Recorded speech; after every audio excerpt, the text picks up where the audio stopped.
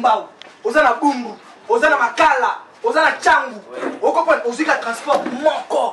Transport ya Victoire Gambela. Na lobi bien Victoire Gambela. Référence à Bongolo. So ko yina Bongolo. Ba. Mbala mako okoti otuni avenue Irebo za wapi. Ba la kisu avenue Irebo numéro A37. Wana okuta Flat Hotel Bidor. Bon ozana page Facebook. Page Facebook, WhatsApp, Viber, Zander, Nini. Donc dis-toi tina Zander, tina Google. Bidor TV, na boutique, Bidor na chaîne, banini, eza, na YouTube, ezali. Oh, aza gérante na biso, aza gérant na biso. Numéro na biso à téléphone, ezali, jamais kozanga. Numéro à téléphone, ezali 243 243 84 84 23 23 81 81 486. 486. Soko bendi biso kozalisa na air nyonso parce que tozali libre na WhatsApp pe tozali. Bandila molisi, bandila mosusu. Soki obengi biso okozali biso na air nyonso parce que WhatsApp pe tozali.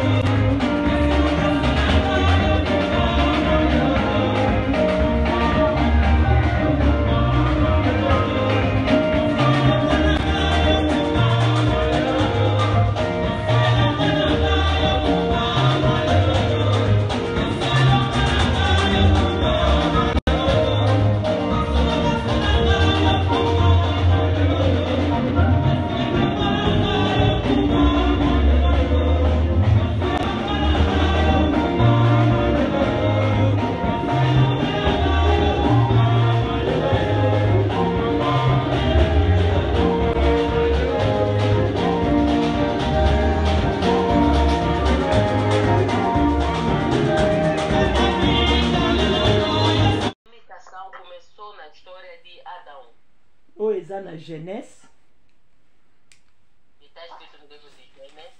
na jeunesse 3, livre de Genèse capítulo 3. tokomona pe kuna soki totangi na 3 wana tokomona ndenge limitation wana ndenge kotelaki te me ndenge histoire oyo ndenge Nzambe ayebaki na kopekisa nanu liboso balia nanu mbuma te wana ezalaki na Genèse 2 oyo bapekisaki na Genèse 2 balia mbuma te soki balie mbuma wana bakokufa. No Gênesis capítulo 2 foi aí onde eles receberam a interdição de comer a fruta. Donc tina ba 3 kuna nyonso nde yango bayebaki kolia. E até no capítulo 3 é quando eles comeram a fruta. Bongo ndenge baliaki mbuma wana Nzambe ayaki kopinir. Deus veio para os castigar. Atuni Adam ndenge bandai koluka Adam ueti.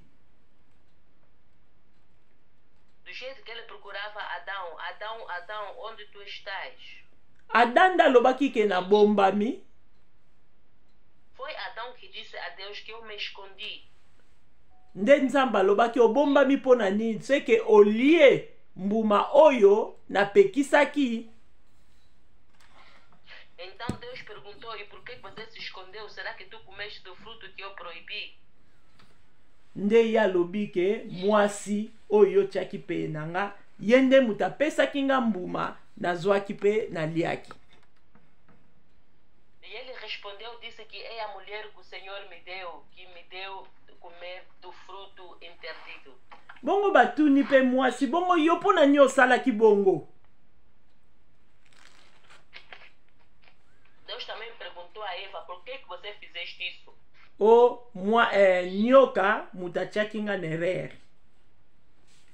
E ela também disse que a serpente é que me mentiu. Na kati ya jardin d'Eden,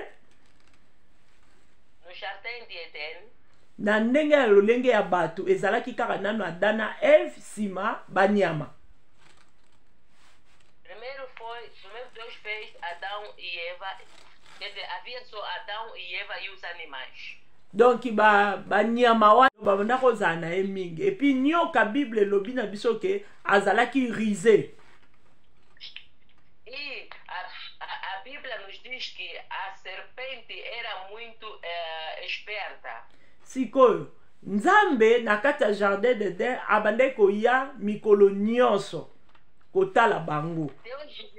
Deus visitava eles todos os dias no jardim de Éden. Soki komi pokwa aleya kei wana Lucifer akiti aye kokengela bango lisu po alala na bango wana lere wana akomaki nanu demote akomaki nanu ndokite. E quando Deus os visitava, quando Deus se retirava no meio deles, então o Satanás é que se aproximava. Na lere wana zaki na o Satana te. Naquele momento ainda não era Satanás. Donc ayaka kaka ya talaka Nzamba kei ya kiti kaka ndenge wana nde banda usala batu. E o Satanás ele vinha quando Deus não estava presente. Nai. Donc na kati ya jardin d'Eden Nzambe abanda kokita normal pona kokengela bango. No jardim de Éden Deus descia para estar com o homem, para os cuidar. Donc ebanda kozala na air na limite. Donc yesoka ye tongo na tiba 17h alongwe azongi lola asali 30 minutes tia komikuna. Et puis ale oyo ange wana Lucifer wana l'air wana nano akomi ndokite azaki malamu azaki ka ange yepe akiti kolongwa na 17h30 wana fa koma wana na 18h po ebanda ko sala bango ekar wana 30 minutes Yesu ko banda ko kengela bango butu nyonso wana.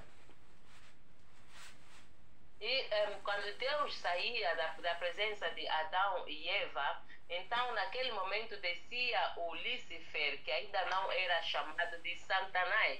Ele vinha e ficava junto com eles durante a noite, mas uma diferença tipo de 30 minutos. Donc mutema mabeka ke kotaki jalousie.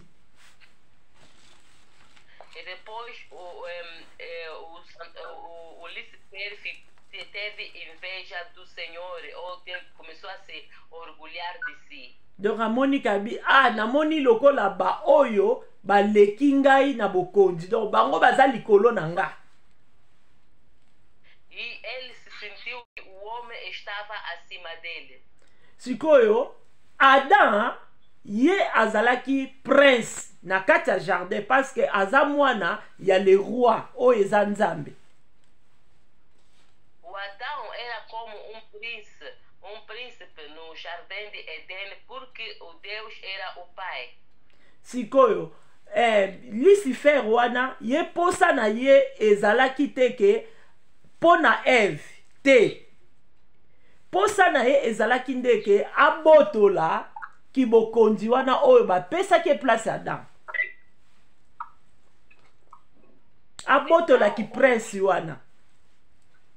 O Lucifer, o seu problema era a Eva e ele queria receber aquela autoridade que Adão tinha dado a Eva. Não. Donc nani wana dasia Lucifer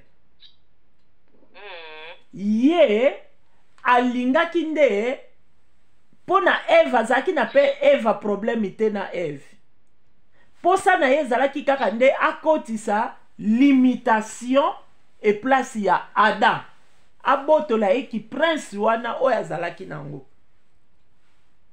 Quer dizer, o problema do Lucifer não era a Eva, mas o seu problema era que ele quis receber o poder que foi dado a Adão. Donc, aquele poder de ser príncipe. Eva azalaki ne kaka canal ya kolekela.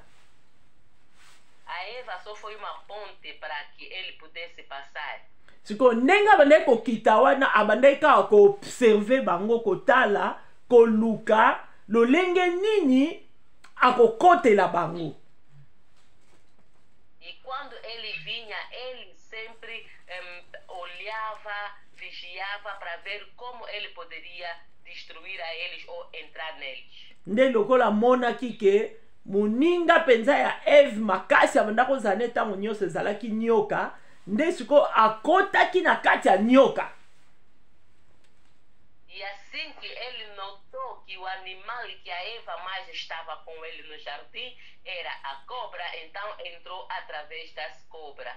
Yango lomoni ke nyoka wana tangu akei azosola na Adam, pardon, na Eve, azotuna ye mituna. E por isso que quando a serpente veio, começou a conversar com a Eva, começou a fazer perguntas a Eva. Yoka bapekisaki bino. A imitação começou na história de Adão. O eza na Genèse. Está escrito no livro de Gênesis. Na Genèse 3. Livro de Gênesis capítulo 3. Tokomona pe kuna soki totangi na 3 wana tokomona ndenge limitation wana ndenge kotelaki te me ndenge histoire oyo ndenge Nzambe ayebaki na kopekisa nanu liboso balia nanu mbuma te wana ezalaki na Genèse 2 oyo bapekisaki nanu na Genèse 2 balia mbuma te soki bale mbuma wana bakokufa. No Gênesis capítulo 2 foi aí onde eles receberam a interdição de comer a fruta. Donc tina ba 3 kuna nyonso nde yango bayebaki kolia. E até no capítulo 3 é quando eles comeram a fruta. Bongo ndenge baliaki mbuma wana Nzambe ayaki kopinir. Deus veio para os castigar. Atuni Adam ndenga bandai koluka Adam ueti. Do jeito que ele procurava Adão, onde tu estás? Adam da lobaki ke na bombami. Foi Adão que disse a Deus que eu me escondi. Nde Nzamba lobaki obombami pona nini? C'est que olie mbuma oyo na pekisaki. Então Deus perguntou, e por que você se escondeu? Será que tu comeste do fruto que eu proibi? Nde ya lobi ke mwasi oyo tiaki pe nanga yende muta pesaki nga mbuma nazwaki pe na liaki. E ele respondeu, disse que é a mulher que o Senhor me deu, que me deu comer do fruto interdito. Bongo batuni pe mwasi bongo yo pona nyo salaki bongo. Deus também perguntou a Eva, por que você fizeste isso? O nyoka mutachaki nga nerere. E ela também disse que a serpente é que me mentiu. Na kati ya jardin d'Eden, no jardim de Eden, na ndenge ya lolenge ya bato ezalaki kaka nano Adam na Eve sima banyama. Primeiro Deus fez Adão e Eva, quer dizer, havia só Adão e Eva e os animais. Donc banyama wana A imitação começou na história de Adão. o eza na Genèse. Está escrito no livro de Gênesis. Na Genèse 3. Livro de Gênesis capítulo 3. Tokomona pe kuna soki totangi na 3 wana tokomona ndenge limitation wana ndenge kotelaki te me ndenge histoire oyo ndenge Nzambe ayebaki na kopekisa nanu liboso balia nanu mbuma te wana ezalaki na Genèse 2 oyo bapekisaki nanu na Genèse 2 balia mbuma te soki bale mbuma wana bakokufa. No Gênesis capítulo 2 foi aí onde eles receberam a interdição de comer a fruta. Donc tina ba 3 kuna nyonso nde yango bayebaki kolia. E até no capítulo 3 é quando eles comeram a fruta. Bongo ndenge baliaki mbuma wana Nzambe ayaki kopinir. veio para os castigar. Atuni Adam ndenga bande koluka Adam où es-tu? Do jeito que ele procurava Adão, onde tu estás? Adam dalobaki ke na bombami. Foi Adão que disse a Deus que eu me escondi. Nde Nzambe alobaki obombami mpona nini? C'est que olie mbuma oyo na pekisaki. Então Deus perguntou, e por que você se escondeu? Será que tu comeste do fruto que eu proibi? Nde ya lobi ke mwasi oyo tiaki pe nanga yende muta pesaki nga mbuma nazwaki pe naliaki. E ele respondeu, disse que é a mulher que o Senhor me deu, que me deu comer do fruto interdito. Bongo batuni pe mwasi, bongo yo pona nini osalaki bongo? Deus também perguntou a Eva, por que você fizeste isso? O nyoka mutatiaki nga nerere. E ela também disse que a serpente é que me mentiu. Na kati ya jardin d'Eden, No jardim de Éden, na ndenge ya lolenge ya bato ezalaki kaka nano Adam na Eve sima banyama. primeiro Deus fez Adão e Eva, quer dizer, havia só Adão e Eva e os animais. Donc banyama wa Foi a base da cruz que o Senhor estava a fazer como fundamento. bongo bafandaki na bango pe bongo na pasi na bango baye kobimisa bango na jardin d'Eden tomoni ete bakomaki pe libanda. E foi assim que eles começaram a sofrer e foram expulsos do jardim de Éden. Kuna pe bayaki kobota. E aí começaram a fazer família. Baboti Cain na Abel. Nasceram o Caim e o Abel. Awa lisusu na personalité ya Cain na Abel na bana na bango oyo. Na personalidade de Caim e do Abel. Donc Cain ayebi na ko limiter ndeko na ye Abel na nzela kufa. Donc abomaki ye.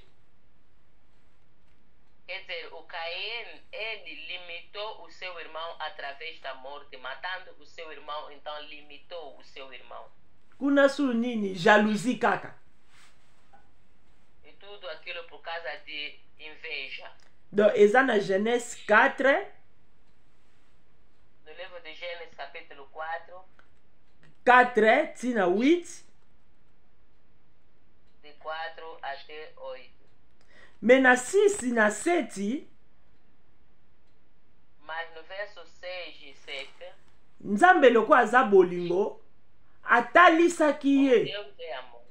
ke Cain namoni yo oza na kanda nini oyo oza nango eloko nini yo ozokanisa mabe olingo sala kosala yango te. Mas Deus, como é amor, ele apareceu a Caim e disse a ele: Caim, que tipo de pensamentos que você tem? Não faça esses pensamentos, não aplica esses pensamentos que tu estás tendo ou estás a ter. Mais ayokaki te, azwi ndeko na ye abomi ye. Não escutou ao Senhor e matou o seu irmão.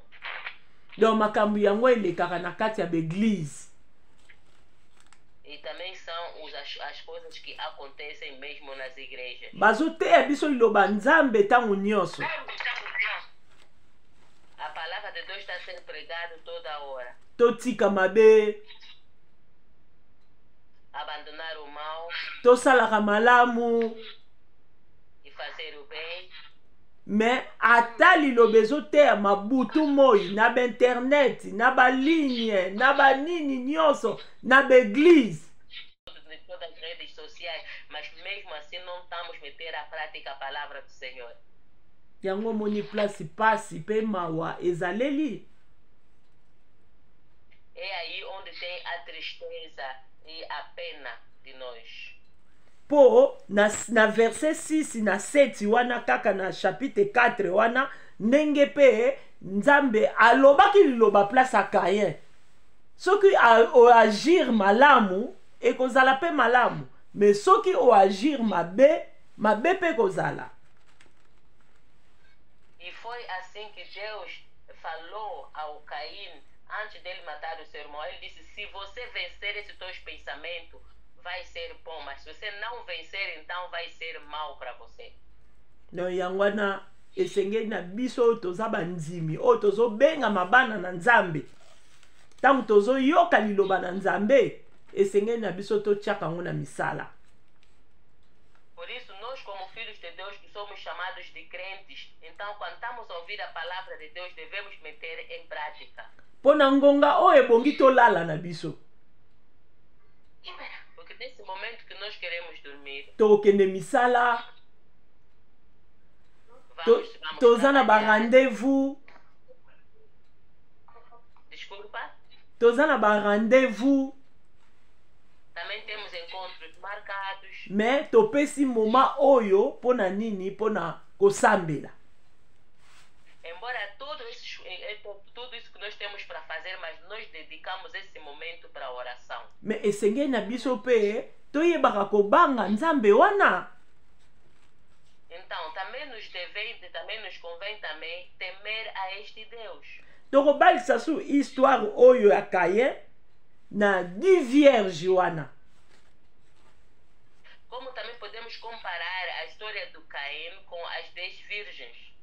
Oyo ekomami na Matthieu 25. E está escrito no livro de Mateus 25. Que ezalaki na 5 bazalaki sage. 5 eram Sages. sábias E 5 bazalaki bazoba. e tinha 5 estolas. Me bango nyonso bazalaki esika moko, bafandaki, bazalaki pe na balampe, bango nyonso. Mas todas elas estavam juntas e também tinham as suas lâmpadas consigo. Balalaki Dormiram, na kati ya butu, mobali ya libala bayoki kelelo ke mobali lampe, bango nyonso. mas todas elas estavam juntas e também tinham as suas lâmpadas consigo. Balalaki Dormiram, na kati ya butu, mobali ya libala bayoki kelelo ke mobali ya libala azoya. e na madrugada eles ouviram a trombeta que o noivo está a chegar. Bongo 5 ya mayele baveyaki na minda na bango mpo bazalaki pe na réserve na bango ya huile ya pétrole. E as 5 sábias, elas estavam a vigiar porque elas tinham azeite nas suas lâmpadas. Bapelisaki ya bango mwinda. Elas acenderam as suas lâmpadas. Me oyo wana misusu bango pe bazalaki na bango pe ba vierge. Me négligence nde kati na bango. Donc bazangaki na bango réserve. Moye bapelisa mwinda na bango ezalaki te. Po bazalaki na huile wana susu te. E há outras 5 também que estavam junto com elas, que eram as tolas. Elas também estavam com as suas lâmpadas, mas só que elas não tinham um azeite nas suas lâmpadas. Bongo bake kosenga baninga. Baninga balobi na bango ke non, oyo biso toza nango. Po tokabola ngo biso na bino ekokoka te. Malamu bokende kosomba epai ya bateki. E elas lhes disseram que nós não podemos vos dar do nosso azeite, porque o azeite não chega para nós e para vocês, mas vão procurar onde estão a vender. Bongo bakendeki pe koluka. E eles também foram procurar onde estavam a vender. Me kokende na bango kaka, mobali ya libala, ayaki, akoti, akuti ba o bazaki pre, porte, ekangami. E quando o noivo chegou, pegou aqueles que estavam preparados e fechou-se a porta das bodas.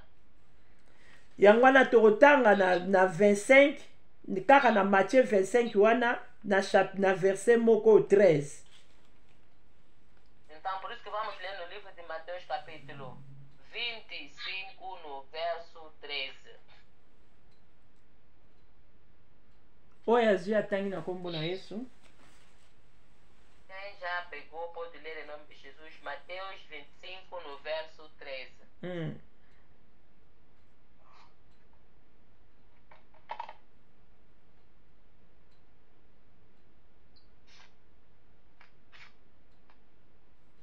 25, 13.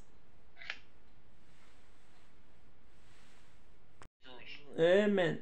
Vigiai, pois, porque não sabeis o dia nem a hora em que o Filho do Homem há de vir. A palavra do Senhor. Amen. Acclamons l'Éternel des armées. Aclamamos para a glória do Senhor. Aleluia. Omoni ke bango nyonso bazalaki na bango wana. Eles todos estavam presentes. Metala na dernière minute barate. Mas no último minutos eles perderam. Po bayebaki na bango koveye te. Babatela mwinda na bango. Bazanga pétrole te. Efalaki pe bazala pe na réserve. Me bazalaki na ngo pete. Nos últimos minutos eles perderam porque não tinham azeite nas suas lâmpadas e nem tinham reserva. Bazoya nesengo na bango pe bakoma wana bakuti porte ekangami. E eles quando depois de comprarem o azeite com toda alegria caminham ao encontro do noivo, chegaram e a porta já estava fechada. Yango moni pe limiti wana ekozala pe na kati ya lingomba ya Nzambe. E por isso também que muitos também dentro da igreja do Senhor estão limitados. O ayembaka, o ateyaka, o asalaka boye, o akabaka, memukola suka akotite. E como também muitos que estão a vir na igreja, também às vezes também dirige culto na igreja, é corista, é tudo aquilo assado e cozido, mas no último dia não tem o acesso de entrar no céu. Wane gozala pasi, pena mawa.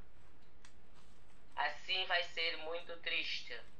Totala ba na biso oyo tokoki kosala pe to eloko mosusu me topesi yango mpona Nzambe. Alors esengeli na biso peke topreparaka pe lola na biso. Por exemplo, estes momentos, essas horas que talvez poderíamos fazer outras coisas, dormir ou fazer outras coisas, mas nós estamos a dedicar isso ao Senhor. Então, por isso que devemos vigiar e preparar o nosso caminho para o céu. Yango wana esengeli na biso toveye po toyebi te, toyebi pe ngonga te. Por isso é necessário nós vigiarmos, porque não sabemos a hora nem o tempo. Dans Matthieu 7, 23 a combien? Como está escrito no livro de Mateus 7, no verso 23. Donc toyebi te, toyebi ngonga te. Akoki koya na kati ya butu, akoki koya na tongo, akoki koya boye, me biso. Amen. Vigiai, pois, porque não sabeis o dia nem a hora em que o Filho do Homem há de vir. A palavra do Senhor. Amen. Acclamons l'Éternel des armées. Aclamamos para a glória do Senhor. Aleluia. Omoni ke bango nyonso bazalaki na bango wana. Eles todos estavam presentes. Metala na dernière minute barate. Mas no último minutos eles perderam. Po bayebaki na bango koveye te. Babatela mwinda na bango. Bazanga pétrole te. Efalaki pe bazala pe na réserve. Me bazalaki na ngo pete. Nos últimos minutos eles perderam porque não tinham azeite nas suas lâmpadas e nem tinham reserva. Bazoya nesengo na bango pe bakoma wana bakuti porte ekangami. E eles quando depois de comprarem o azeite com toda alegria caminham ao encontro do noivo, chegaram e a porta já estava fechada. Yango moni pe limiti wana ekozala pe na kati ya lingomba ya Nzambe. E por isso também que muitos também dentro da igreja do Senhor estão limitados. O ayembaka, o ateyaka, o asalaka boye, o akabaka, memukola suka akotite. E como também muitos que estão a vir na igreja, também às vezes também dirige culto na igreja, é corista, é tudo aquilo assado e cozido, mas no último dia não tem o acesso de entrar no céu. Wane gozala pasi, pena mawa. Assim vai ser muito triste. Totala ba na biso oyo tokoki kosala pe to eloko mosusu me topesi yango mpona Nzambe. Alors esengeli na biso peke topreparaka pe lola na biso. Por exemplo, estes momentos, essas horas que talvez poderíamos fazer outras coisas, dormir ou fazer outras coisas, mas nós estamos a dedicar isso ao Senhor. Então, por isso que devemos vigiar e preparar o nosso caminho para o céu. Yango wana esengeli na biso to veiller po toyebi ere te, toyebi mpe ngonga te. Por isso é necessário nós vigiarmos, porque não sabemos a hora nem o tempo. Dans Matthieu 7, 23 a combien? Como está escrito no livro de Mateus 7, no verso 23. Donc toyebi ere te, toyebi ngonga te. Akoki koya na kati ya butu, akoki koya na tongo, akoki koya boye, me biso Mateus 7, no verso 23, está nos dizer que não sabemos a hora em que ele irá de vir. Então, o mais importante é que a gente fica a vigiar para que quando ele vier nós estivemos preparados e sermos como as 5 sábias, as 5 virgens sábias. omoni ke limitation pe eza pe tina kati ya église mpo na leva mpo na kokende lola. Donc limite pe ezali kaka baoyo bazosambela bien, bazobanga nzambe, bango nde bakokota. Oyo bazosala na bango mabe bakokota te. Então, quer dizer que também tem limitações nas pessoas que estão dentro da igreja, porque os que estão dentro da igreja, os que estão a obedecer a Deus, eles irão de entrar no reino do céu, mas os que não estão a obedecer não herdarão o reino do céu. Tokoti su na vi ya Jacob na Esaú. E depois também tem a vida de Jacob, entramos na vida de Jacob, do Jacob e do Esaú. Tomoni ke Jacob na Esaú, Jacob e Esaú. Jacob abande kolamba supu na ye. O Jacob, ele estava a preparar o seu molho. Me ndeko na ye Esaú aye, azalaki pena na nzala. O seu irmão Esaú, quando chegou, estava com muita fome. Siko alobi na Jacob ke atekela ye kibokulutu na ye. Asengi ye liboso supu. Pesanga supu na mela. Mais Jacob iloko azaki na mayele mabe alobi te. Avanga na peso supu na ngai tekela nga liboso kibokulutu na yo. Ele, quando chegou da casa, estava com muita fome. E o Jacob estava a preparar o molho. E ele pediu um pouco de caldo no Jacob. O Jacob disse que não vou te dar. Mas para me te dar do meu caldo, tens que me vender o seu direito de primogênito. Yoka Esaú alobi, nakokende nango susu wapi. Nga mtu nalingi nakufa na ngai pe. Eza nango pe na tina te, kamata na yo. Donc a mépriser kibokulutu na ye. Então, o Esaú desprezou o seu direito de primogênito, porque ele disse a Jacob, também não preciso, o que eu vou fazer com isso? Podes receber. Omoni ke arate, akamati apesi, ameli na ye pe supu na ye, akene pe kolala. Mais Jacob azalaki mayele. Avant apesa ye supu wana, akape limitation. Por isso que ontem eu disse que também através das nossas palavras podemos entrar em limitações. Omoni Esaú, limitation ekoti na maloba na ye moko, na kokende na kibokulutu wapi. Nga nalingi nakufa na ngai, kamata na yo. E foi assim que Esaú perdeu o seu direito de primogênito, porque ele não considerou aquele direito que ele tinha. Ele disse, o que eu vou fazer com esse direito? Eu vou com ele aonde? Toma o direito de primogênito. Yango na eloko nyonso biso toza nango, tobatela, tosalela ngo malamu. Oyebi kosala mikate malamu, batela. Oyebi kolamba malamu, batela. Peut-être na eloko wana oyo za nango, Nzambe akoki kotombola yo na eloko wana oyo za nango. Por isso é mesmo necessário nós considerarmos tudo o que nós temos. Considerar o que você tem. Se você sabe cozinhar, considera aquele trabalho de cozinhar. Sabe fazer micate, sabe fazer bolos. Então considera aquele trabalho. Porque Deus, quando vai vir para a pessoa, vai estar abençoando aquilo mesmo que você pode fazer. Dona ba makambo nyonso na zolo basoto ntomona ngo eza na Genèse 25. Eza pe lisusu na Genèse 27.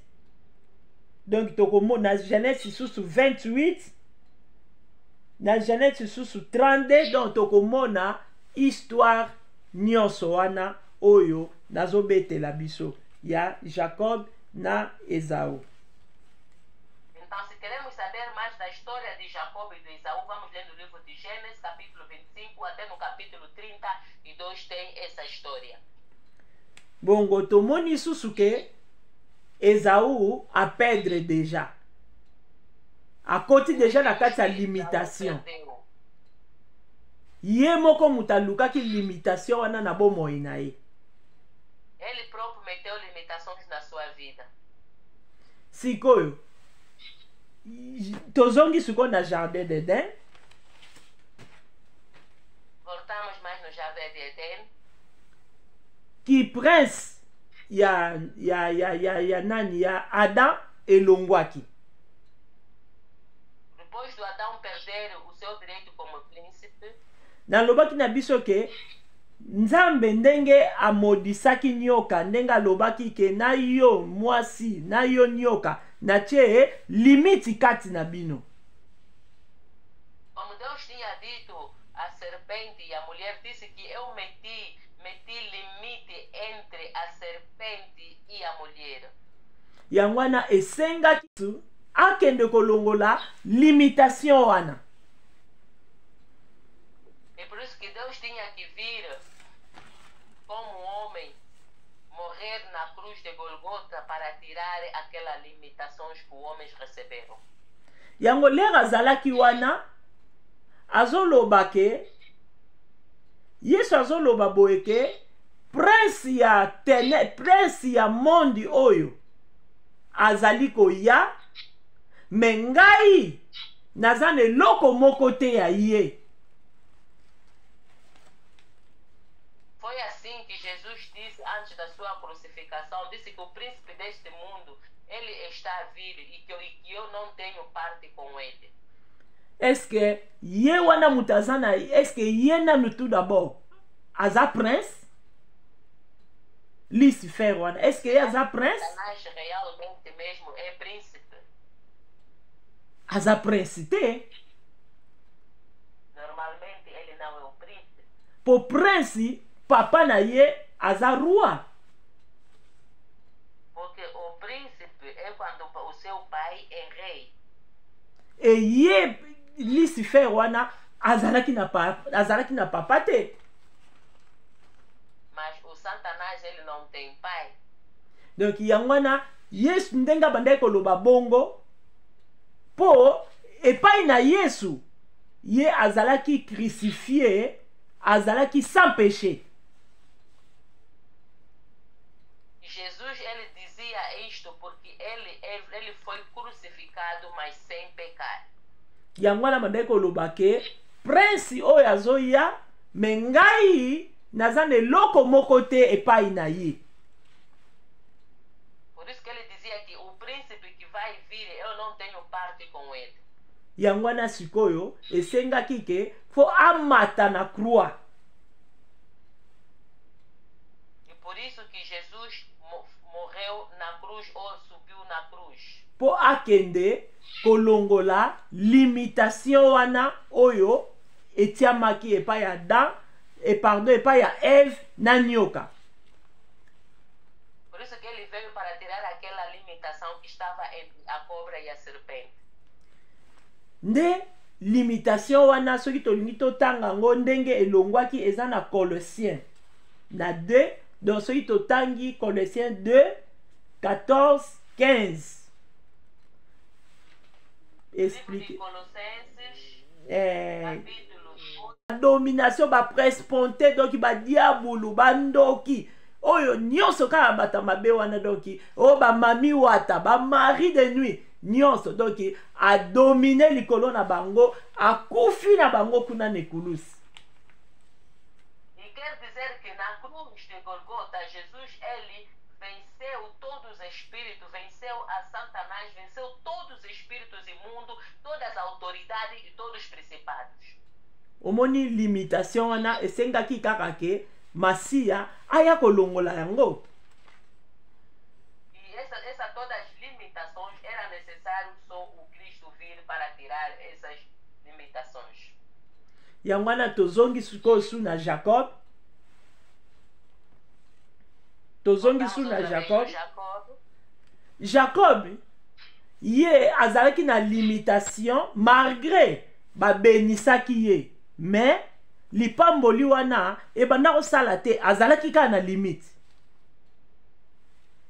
O Jacob, embora que ele foi abençoado, mas mesmo assim ele estava limitado, porque ele estava sempre limitado na sua vida. Siko limite na ye ezalaki nini? Na kombo ya banda kolata. Onde que foi a sua limitação? A sua limitação foi através do nome que ele trazia. O nome que ele carregava era limitado. Omoni ke ba kombo na biso tozalaka nango. Kombo pe ko limite yo. Porque muitas das vezes também os nossos nomes podem trazer limitação nas nossas vidas. O kombo na nga mampasi. Porque muitos dizem que o meu nome é sofrimento. Donc o mandozala pe kaka na pasi. Po kombo wana yo zolata. Quer dizer que você vai estar a sofrer sempre por causa do nome que você está a trazer. Kombo wana ezo memelaka yo kaka limitation. Ozo ko avancer te. Aquele nome vai trazendo sempre limitações na tua vida, você não pode avançar. Yangwana ba kombo na biso tozaka nango to bandoi o ba pesaka biso ba kombo na bango. Esenge na biso to bondelaka to sanctifiaka ba kombo wana na makila Yesu. Oyo nyonso tu ya mabe ya diable ezalaki liye na kombo wana elanda ngai te, elanda bana na ngai te. Por isso mesmo é necessário e é muito importante quando você tem xará ou quando estão a dar xará, estás a dar xará de nome de xará a alguém, então tens que saber repreender o nome que está, a limitação que está naquele nome para que não possa limitation. Foto yebaka kombo nini toza nango, signification nango, signification ya famille, ya kombo ya famille, to lingaka to yeba to tunaka ba parents, signification nango eza nini? To tunaka ba parents, ko botama na ngai, ko kola na nga, ezalaki nini? Famille na biso ezalaki ndenge nini? Nde to koyeba ko bondelaka. Soki to yebi eloko moko te, moi to bondela malamu ekozala te ba limitation e bandokanga makaka. Ou bien to leleli nzambe, nzamba lakisaka, nzamba lobaka. Akomonisa biso pe na ba révélation, ale to bondeli malamu. E por isso mesmo que é sempre bom perguntar o significado do teu nome e perguntar quando você nasceste, como foi, fazer aquelas perguntas para você saber bem que quando estás a orar, saber bem como você pode orar. E mesmo também se você não sabe, também podes orar e pedir a Deus que te revela algumas coisas que você não sabe acerca do teu nome, acerca da tua família. Então Deus também vai te revelar. Então vai saber como orar. Pona kosukisa to kosukisa na histoire ya Jephté.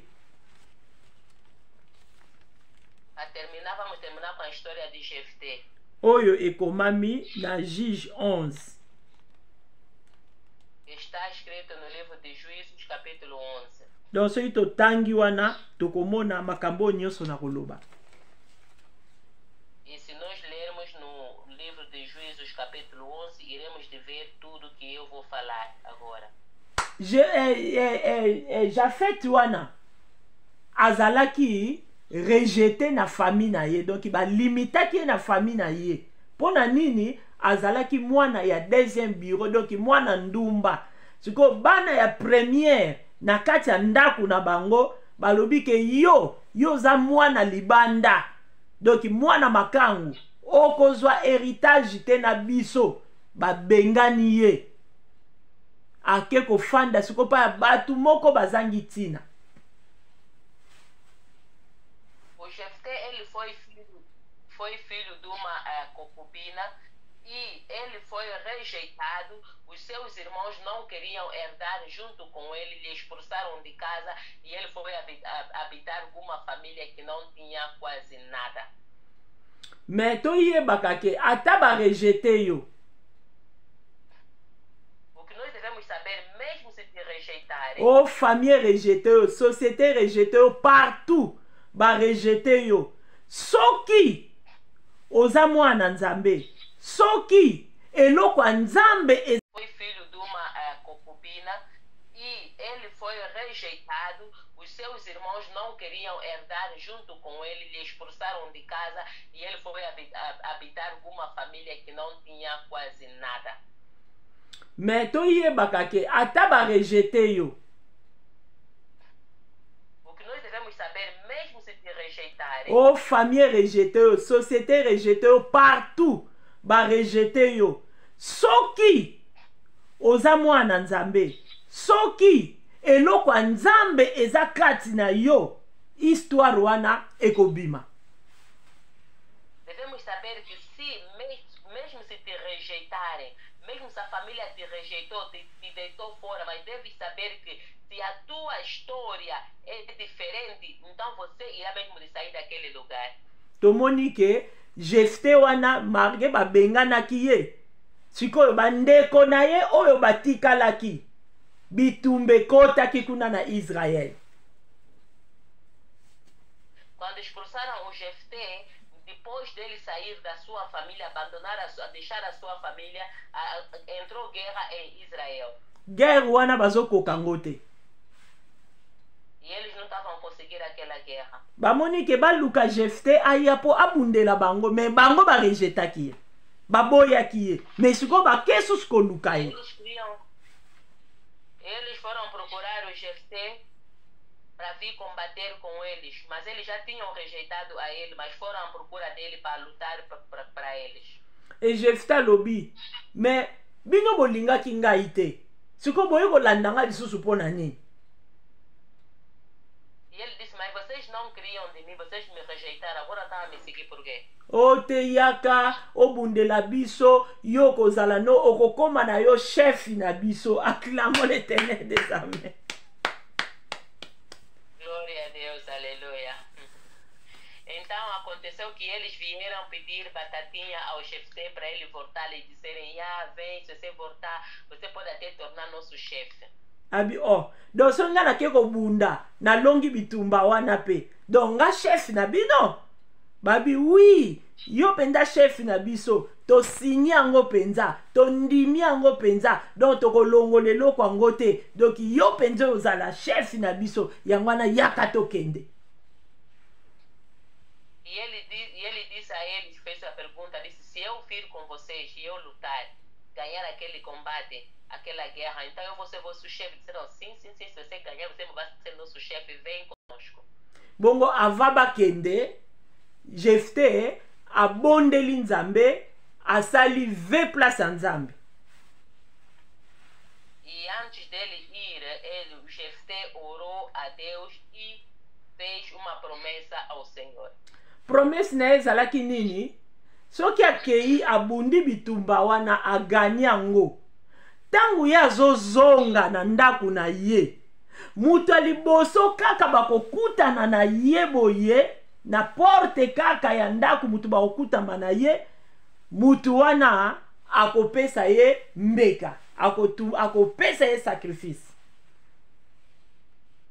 E o juramento que ele fez ao Senhor é dizendo, Senhor, se o Senhor me dar a força e eu ganhar na guerra, e quando eu voltar, a primeira coisa que eu encontrar à minha frente, quando eu voltar à minha casa, eu irei te dar sacrifício a ti.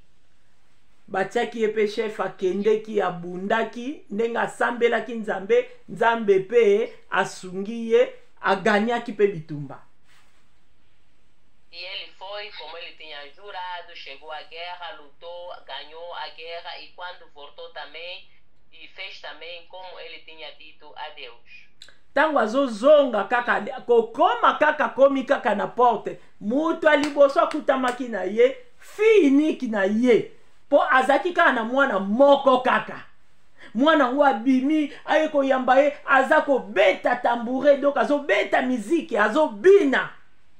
Tata na ya yoki mabe makasi. E quando seu pai vinha em casa, a sua filha, que era a sua única filha, porque só tinha uma filha, e ela vinha com alegria, tocando uma harpa para o Senhor, para alegrar o seu pai que voltou da guerra. E o pai, como já tinha feito aquele juramento de ir sacrificar a primeira pessoa que aparecer à frente dele, então o pai sentiu-se muito mal naquele momento. Bongo abandi siko kosola na mwana ye, osalinga boye pona nini?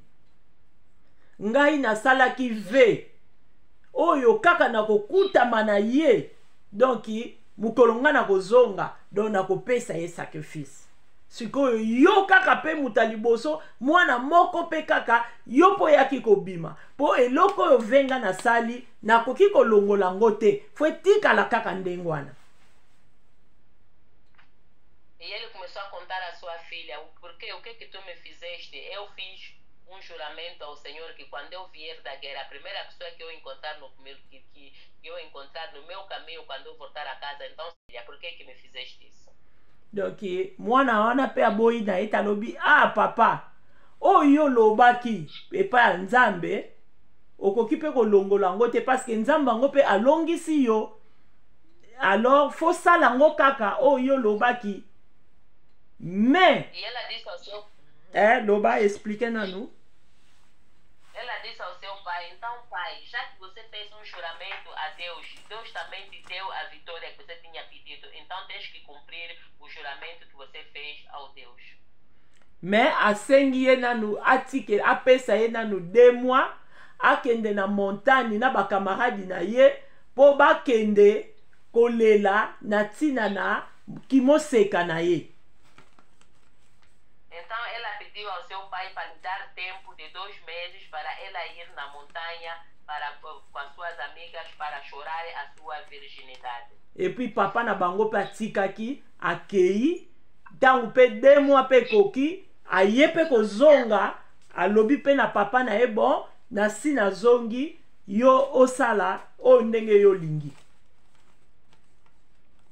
E ela também foi, quando cumpriu os dias, ela foi e fez o que ela tinha pedido ao seu pai. E quando ela voltou, disse ao seu pai, agora pai, faz o que o pai tinha prometido. Awa mingi penza tolobela kango kaka mingi mabeke Jefté abomaki mwana ye. E muitas pessoas interpretam isso mal e ele matou a sua filha. Mais Jefté abomaki mwana ye te.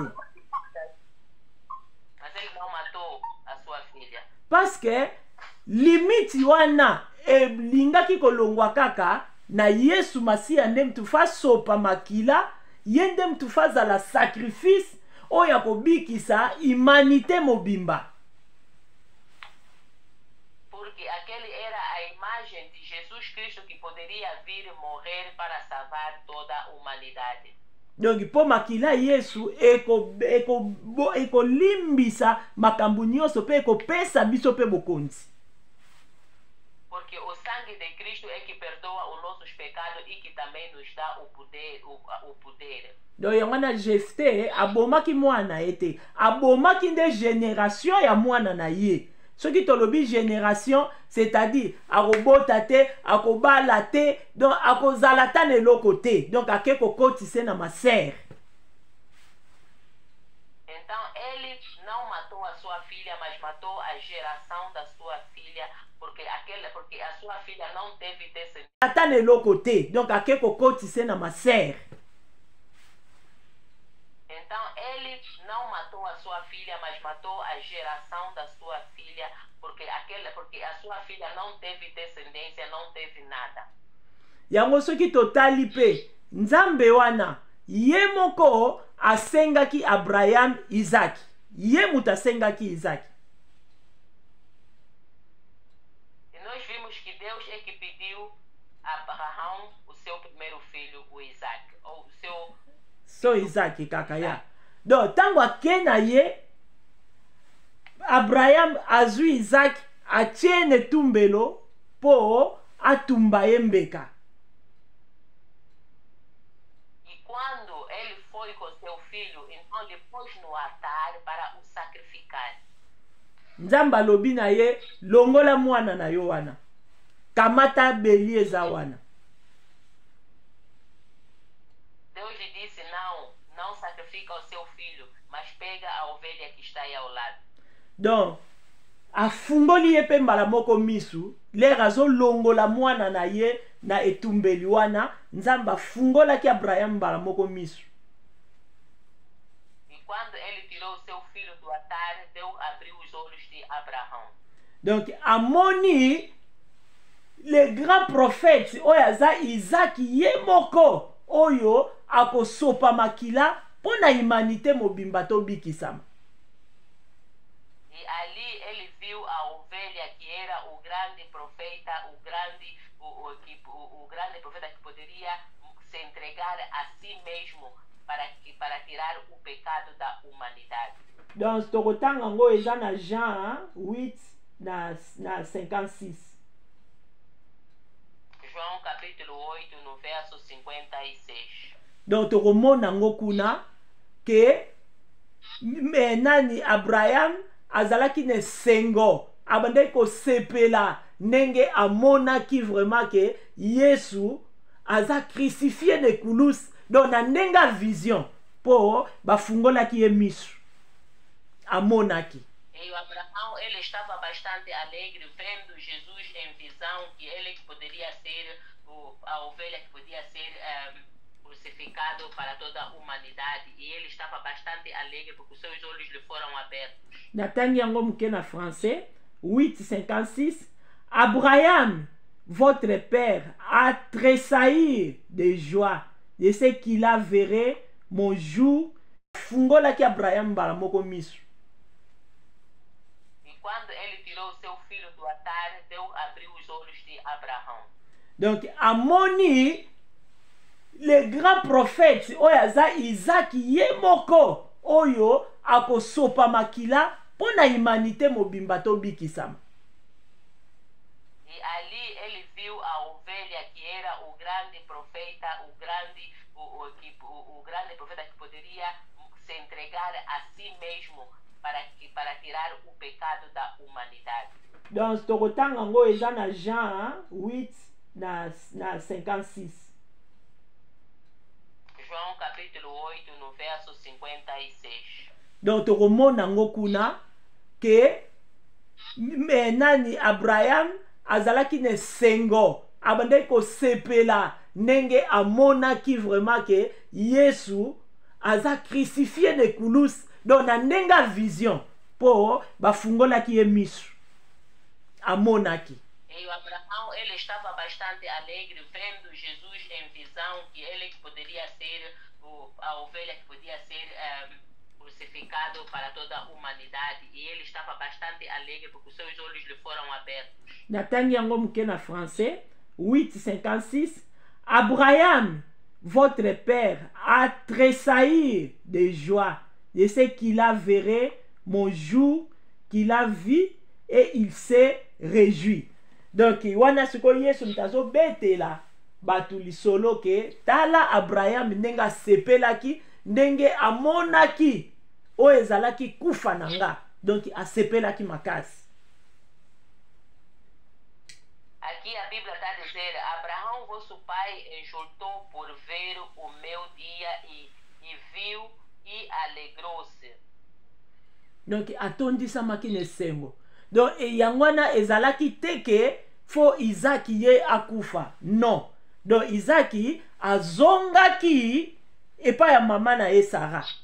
Sikoyo Isaac ye moko nzambe wana mutasengaki ye.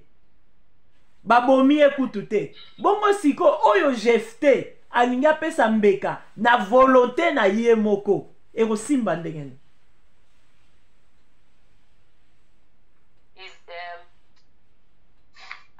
Deus pediu Isaac ao Abraão. Foi a vontade de Deus. Mas chegou no fim, Deus não permitiu que Isaac fosse sacrificado. E agora o Jefte, ele próprio que prometeu sacrificar a sua filha. E como lero azolongola mwana na ye na etumbeli wana, nzambe afungolaki Abraham mbala moko miso. E quando ele tirou seu filho do altar, Deus abriu os olhos de Abraão. Donc amoni le grand prophète oyaza Isaac yemoko oyo akosopa makila pona humanité mobimba to bikisama. E ali ele viu a ovelha que era o grande profeta, o grande profeta que poderia se entregar a si mesmo para tirar o pecado da humanidade. Donc tokotanga ngo eza na Jean 8 na 56. João capítulo 8 no verso 56. donc tokomona ngo kuna ke nani Abraham azalaki ne sengo abandaki kosepela ndenge amonaki vraiment ke Yesu aza crucifié ne kulus donc na ndenga vision po bafungolaki ye miso amonaki. E o Abraão, ele estava bastante alegre vendo Jesus em visão, que ele poderia ser a ovelha que podia ser crucificado para toda a humanidade. E ele estava bastante alegre porque os seus olhos lhe foram abertos. Natangi yango muke na français 8:56. Abraham, votre père, a tressailli de joie de ce qu'il a verré mon jour qu'il a vu et il s'est réjoui. Donc wana siko Yesu mtazo betela batu lisolo ke tala Abraham ndenge asepelaki ndenge amonaki o ezalaki kufa nanga, donc asepelaki makasi. Aqui a Bíblia está a dizer: Abraão, vosso pai, exultou por ver o meu dia e viu e alegrou-se. Donc atondisamaki ne sembo. Donc yangwana ezalaki teke fo Isaki ye akufa. Non. Donc Isaki azongaki epa ya mama na ye Sara. Sikoyo Isaki ye moko nzambe wana mutasengaki ye. Babomi ekutu te. Bongo siko oyo Jefte alingi apesa mbeka na volonté na ye moko ekosimba ndengeni.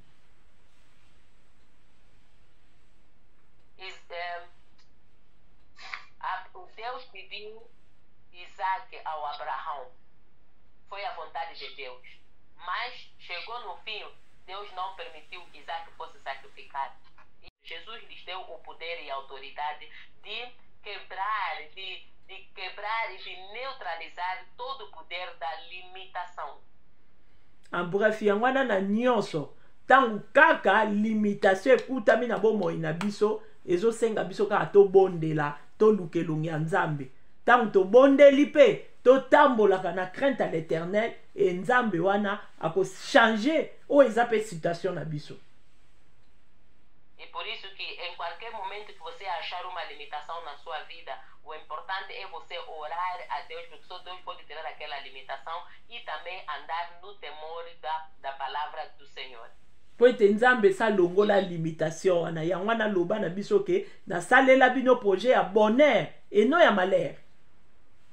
Porque Deus ele já tirou toda a limitação nas nossas vidas, por isso que ele nos deu a promessa dizendo, nos deu a palavra dizendo que o plano que eu fiz para vocês é um plano de bondade, de benignidade, mas não é um plano de maldição.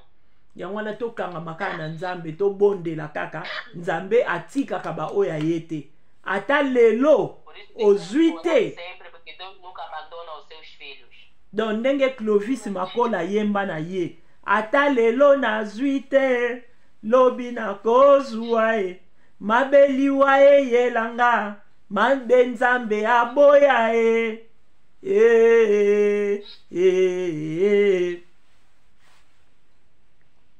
Por isso que cantor congolês, o irmão Clovis, ele cantou dizendo que acontece o que acontecer, eu vou vencer, a não ser que a morte me pega primeiro.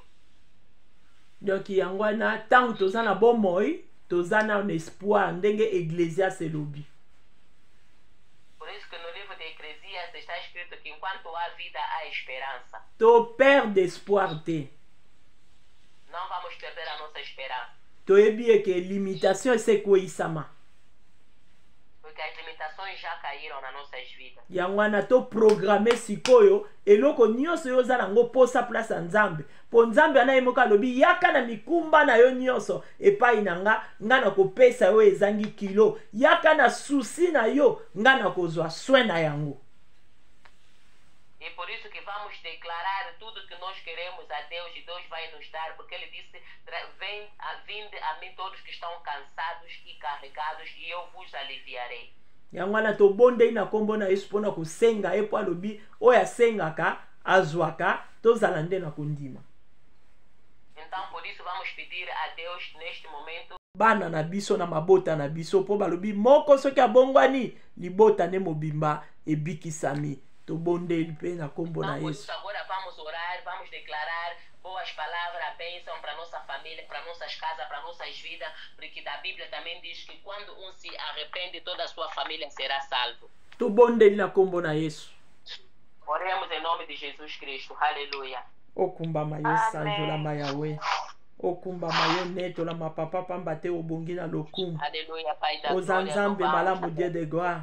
Yahweh, merci pour te na ekulusa opeya qui prie. Obrigado, Pai da glória. Merci Vai pour deixar te a na minha família nas ekulusa. tuas mãos. Olongola Vai ki deixar a ezalaki minha casa nas limitation tuas mãos. nyonso Pai, nzambe. da glória, repreende Merci todo yondo espírito mipesaki de mbeka confusão, papa teu nome. po ete biso Em nome tobika. de Jesus Cristo, Oh Nazaré, Dieu de está gloire. amarrado, Senhor. Vai Nazali deixar a vida de todo filho kobengana nas tuas milimo mãos. Vai deixar a nyonso vida de todo irmão nas tuas complication mãos. nyonso Vai deixar a vida de todo blocage filho nas tuas nyonso mãos. freinage Porque meu nyonso Pai, nas tuas lente ya mãos. A minha vida limitation nas tuas ya mãos. échec ya kotourna rond ya célibat ya maladie milimo nyonso na domaine yango nyonso eza kotungisa na libota na ngai mobimba Dieu de gloire kati na corps du Christ kati na balandi ya Bidor TV kati na monde entier na bengani mipepe nyonso wana mabe na kombo na Yesu Kristo.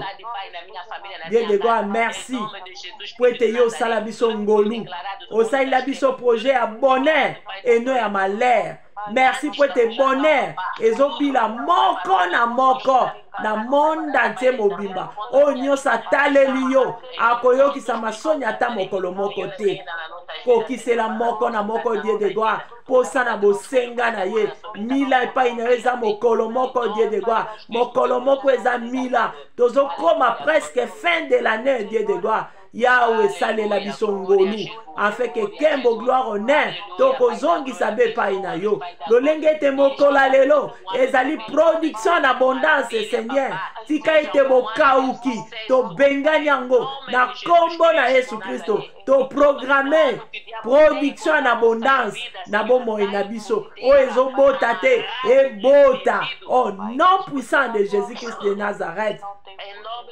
Merci Yahweh oyo lobaki ete nayaki bozala na bomoi mpe bozala na ngwa na abondance. Yahweh kombo nekumbama esanjolama pamba te oza malamu na bomoi na biso zwa na yo lokumu papa obongi nango oyo tosengi na oyo tosengi te laisse que ta volonté rien que ta volonté parfaite yango esalama kati na bomoi ya moko na moko na zwa yo na yo lokumu papa po ete oza malamu kembo lokumu matondi ezonga be omboka na yo na kombo eleki likolo na bakombo nyonso kombo na Yesu Masia. Merci Seigneur Jésus-Christ de Nazareth.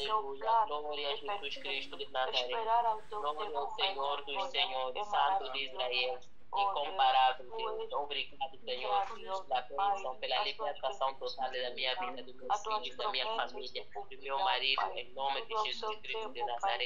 Estou a declarar a bênção, em nome de Jesus. Tu déclarer abondance, tu programmer santé, tu programmer réussite, tu programmer bonheur, nyonso bomise la biso, tu programmer yango. Oh, tu rata des années. Tika ete année oyo avesila epesamela moko na moko na kombo na Yesu tozosenga grâce na yo Yahweh soko otali biso tokoki te me tozosenga bobengolu na yo papa likolo na biso na kombo na Yesu amen. Amen. Amen. Amen. Chiffre 4, puissance à l'éternel. Et ça, la katikati na biso, production en abondance. Milolo, milolo, milolo, milolo. Produção em abundância nas nossas vidas, em nome de Jesus Cristo. Aleluia. Amen. Oh, chiffre 5. Allez, loboko na Yahweh. Esembwa makati na bomo ya moko na moko. E a mão poderosa do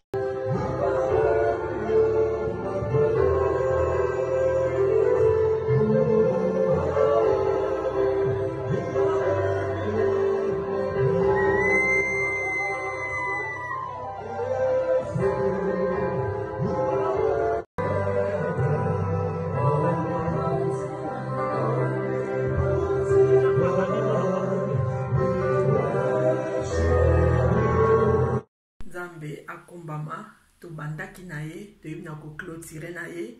Merci vraiment nzambe azwa lokumu na participation ya moko na moko ba o baza na tango ba o pe ba kolanda lisusu na sima. Vraiment nzambe apambola moko na moko. Vraiment nzambe azwa lokumu na tombeli biso vraiment poso kitoko tobandi pe dimanche malamu semaine o Saint-Esprit azwa contrôle na biso na kombo na Yesu. Bisous bisous. Bye.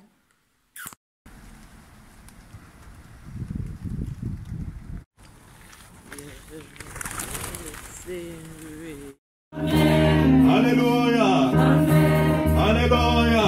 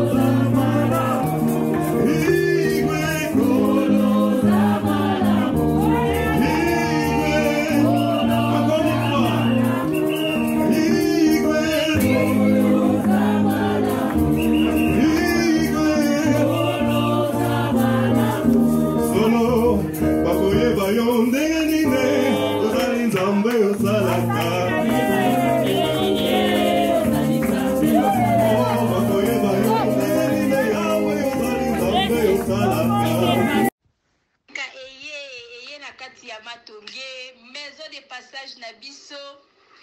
Maison de passage na biso ya Goyo, maison de passage na biso ezana ba climatiseur, ezali climatisé. Maison de passage na biso ezana Matonge na Irebu A37. Maison de passage na biso tozana ba appartement où ezali ya 2 chambres, salon, cuisine. Tous les 2 chambres on ezana ba toilette na kati. Maison de passage na biso tozali na appartement o ezali kaka salon, salle de bain, chambre na cuisine. Tozali lisusu na appartement na biso o ezali appartement ya pamba lokola chambre na toilette. Toilette na odo salle de bain na ona kati. Chambre o ezali ya pamba o ezaka na salle de bain okoyamba bapaya na yo na kati. Chambre o ezali chambre, salon, cuisine. Salon ezali ya munene comme okoyamba bapaya na yo na kati, comme okoki koyamba bapaya na yo libanda. Mai na biso ebimaka kitoko. Courant na biso toza na balune ebele. Toza na groupe na biso soki courant ekeyi totie essence na kati ya groupe. Ndako na biso ezali sécurité, ezala sécurité ya makasi. Maison de passage na biso na Matonge toza kobengisa bino. Mwana nyonso tu ya poto. Benga numéro oyo ozomona, réserver place na yo pona ozwa place na yo ya kolala. Na kati ya maison de passage na biso tozali na boutique. Boutique o bazoteka ba du verre, bazoteka nyonso tu na kati ya boutique wana. Tozali lisusu na nini voiture autotie na disposition na bino batu bozoya na kati ya maison de passage na biso auto bengi yango Bidor. Contactez Bijou d'Or TV. Contactez numéro oyo moni, réservez place na yo. Ozwa place na yo avant parce que ba place na biso mingi eza kozala toujours occupé. Benga avant zwa place na yo okozala jamais déçu. Merci.